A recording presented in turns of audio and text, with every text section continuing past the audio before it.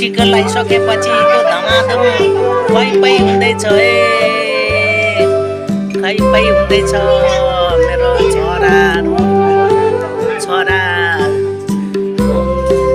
भतिजा बुहारी छोरी नाति नातिनी त बाहिरै छन्।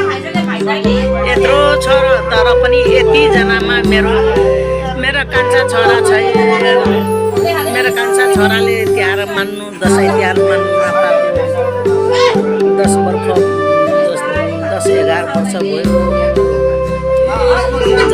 जति भए पनि एकजना घरमा नहुँदा चाहिँ अलिक फल रहेछ।